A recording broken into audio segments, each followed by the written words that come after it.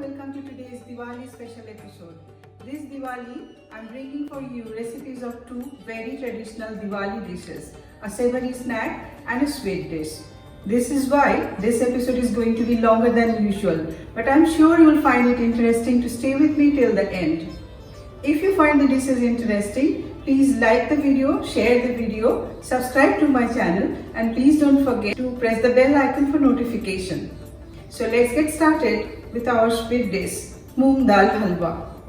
The main ingredient of course is 2 cups of moong dal, 2 tablespoons of suji or rava or semolina, 2 tablespoons of besan or gram flour. For the chasni or sugar syrup, 2 cups of sugar.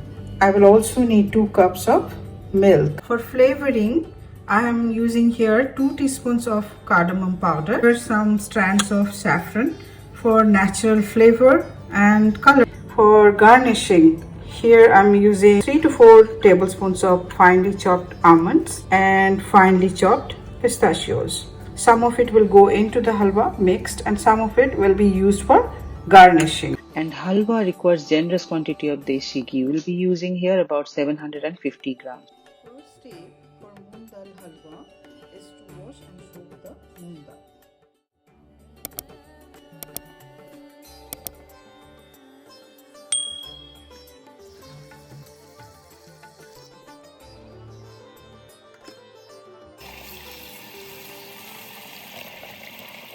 And now we're going to soak it for 1.5 to 2 hours. After 2 hours of soaking, discard the water, give it a good wash again, and then with as little as possible water, grind it in the mixer grinder to a fine, smooth paste. Now to prepare the chasni or the sugar syrup, here I'm adding to this pan 2 cups of sugar. With that, I will add equal quantity of water. So here goes 1 cup water and here's my second cup of water. We'll just allow it to melt. You can see my sugar has melted and the sugar syrup has started boiling. In about a couple of more minutes, now my sugar syrup is ready and I'm going to show you. It's slightly sticky. So this is the right consistency, and at this stage to this I'm going to add 1 teaspoon of cardamom powder and the saffron strands. Mix them. Saffron strands are releasing the color and the flavor is so rich. So I'm going to switch off the flame now. I will now start frying my moong dal paste. Now ghee has melted. I have turned the flame to low to medium, and now I'm adding to this first 2 tablespoons of besan or gram flour. Make sure that you keep stirring it. Keep the flame low to medium only. About 5 minutes I've been constantly roasting the besan in ghee. The raw smell of gram flour or besan is gone now. Now at this stage I'm going to add 2 tablespoons of rava or suji or semolina, and we will be stirring this as well with the gram flour.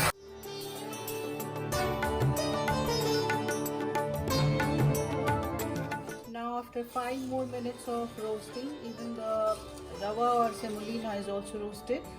Now is the time for us to add the moong dal paste.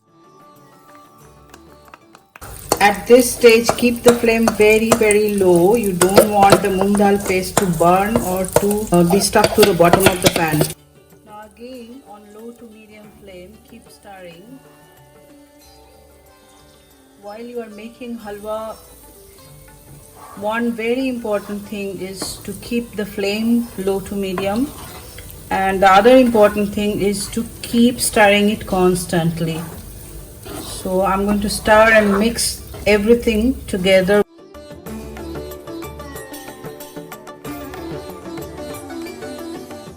You will notice one thing, till I added the moong dal paste, the whole pan was almost full of ghee. But now whole ghee seems to have disappeared and it looks dry. Actually, as you keep roasting it over the low flame, you will notice the whole mixture will start releasing the ghee rather. Keep pressing with the back of the spoon like this. The make sure that things are combined well.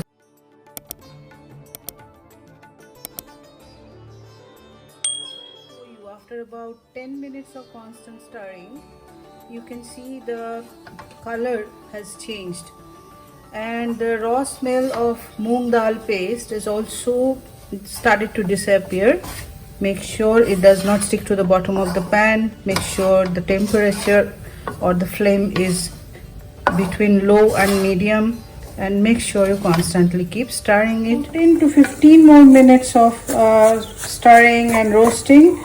As you can see now, it has changed further color, and see the ghee has started being released from this now. Now to this I am going to add 2 cups of warm milk,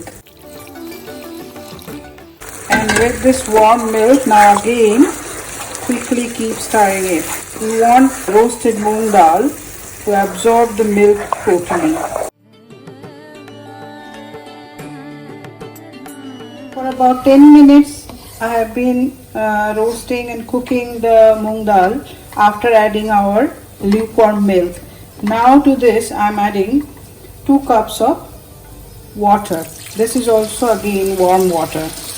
At this stage, after mixing the water nicely, we will also add to this remaining cardamom powder. Now again I will keep stirring it till it starts releasing the ghee.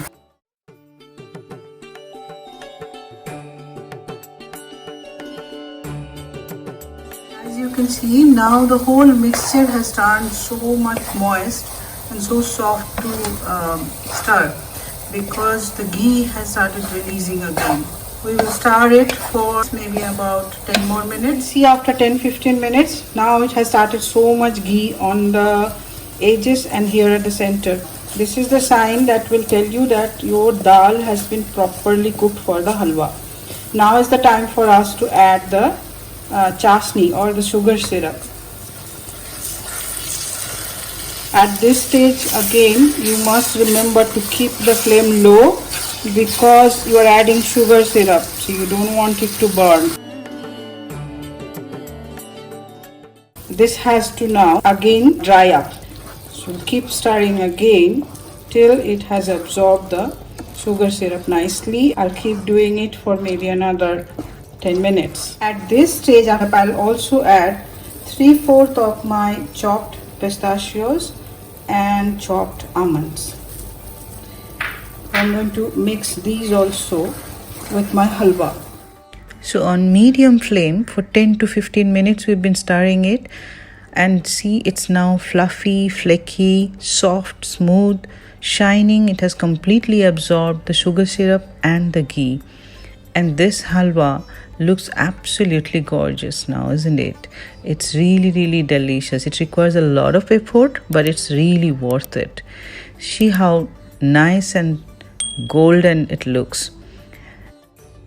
Serve the halwa warm with a generous sprinkling of finely chopped almonds, pistachios, and you can always add more if you want to, like cashew nuts, raisins. Let me show you a little bit. Look at the color. It's shining golden, and it's so smooth, soft, grainy. It just looks like it will melt in mouth. Absolutely delicious.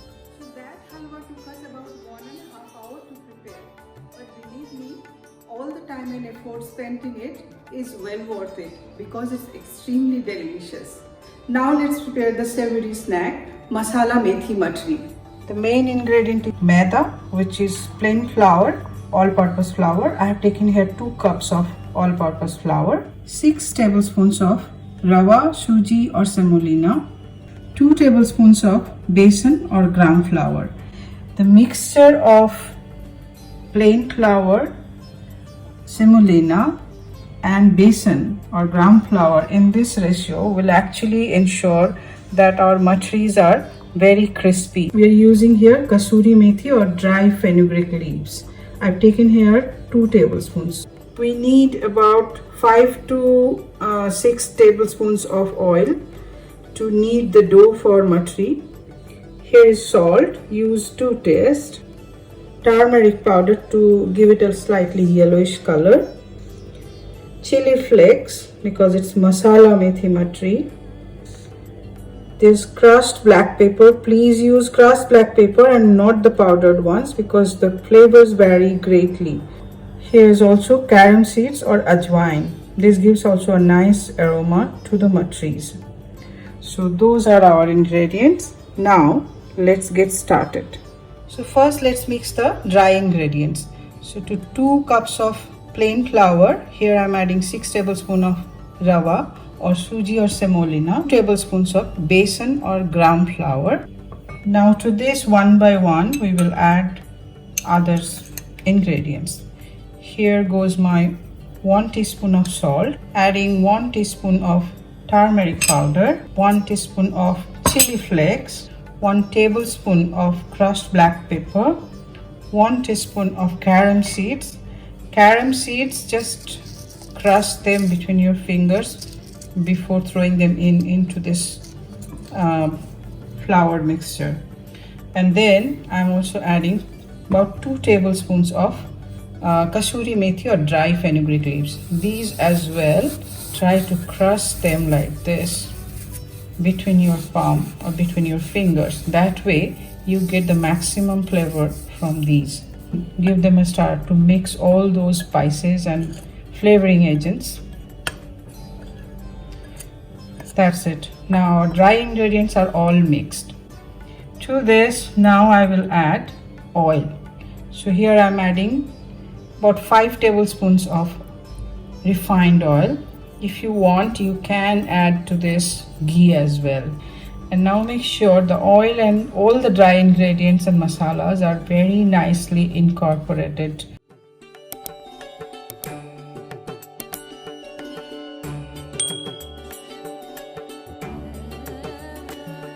It takes a little bit of effort to mix the dough, but the matri dough has to be hard only. Then only it will come crispy. So here we will use warm water only. So little by little keep mixing the water till you get a hard consistency like a tight dough.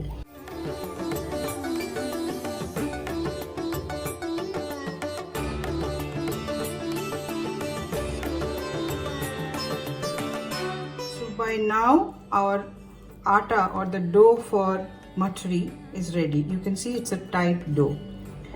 Now we will add just a little bit of oil and coat the dough with that oil so that it remains moist, and then cover it and let it sit for 15 minutes. Now after 15 minutes of rest, our dough is now prepared and we are ready now to start shaping our matris. Take small portions like this. So lightly roll them between your palm, but very lightly, do not press. And then using your thumb like this, just press a little bit. You will see there are cracks in it on the sides as well, but let it be like that only because this is supposed to be crispy, so it does not matter.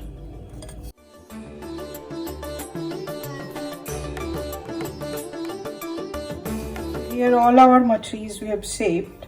Now they will be fried. Here in this pan I have taken oil, enough oil so that my matris can be deep fried. And the oil is hot now. I don't want to make it very hot. In fact, when it's not very hot, at that time only you should fry them, because the matris then will cook and fry thoroughly inside out. Drop them one by one. Do not overly crowd the pan. In about 2 minutes, one side has turned golden brown, you can see. So it's time to turn them.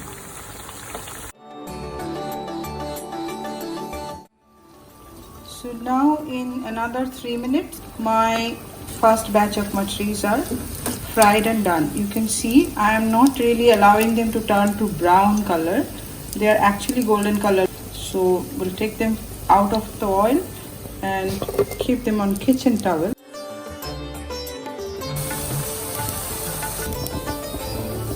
So all my matris are fried now. Look at them.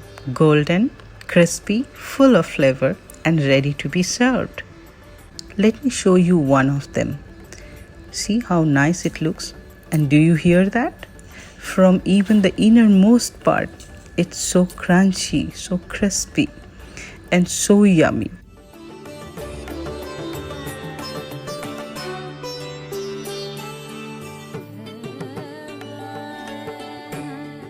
Thank you for watching the video.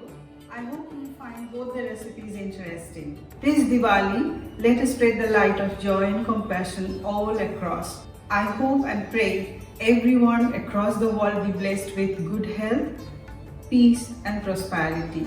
Happy Diwali to all of you.